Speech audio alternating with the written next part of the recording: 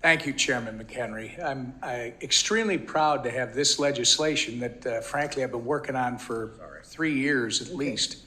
The CBDC Anti-Surveillance State Act included in your markup today.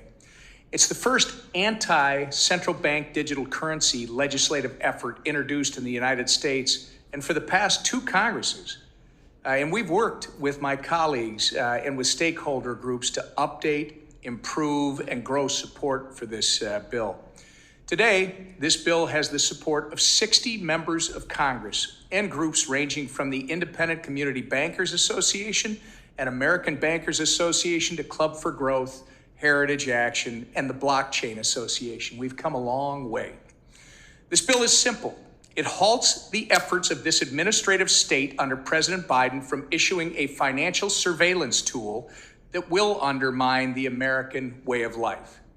Unlike decentralized cryptocurrencies, a central bank digital currency is a digital form of sovereign currency that is designed and issued by a government and transacts on a digital ledger that is controlled by that government.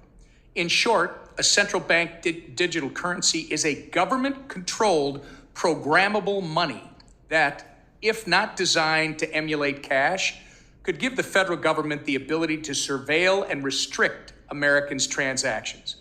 This is not just alarming, it's downright un-American.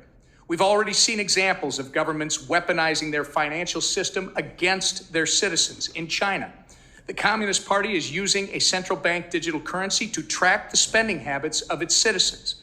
The data is being used to create a social credit system that rewards or punishes people based on their behavior. Closer to home, in the Western Hemisphere in Canada, the Trudeau administration froze the bank accounts of individuals involved in the 2022 trucker protests. That might work in Canada, that doesn't work here. This appetite for financial surveillance may be gaining a stronghold, unfortunately, right here at home.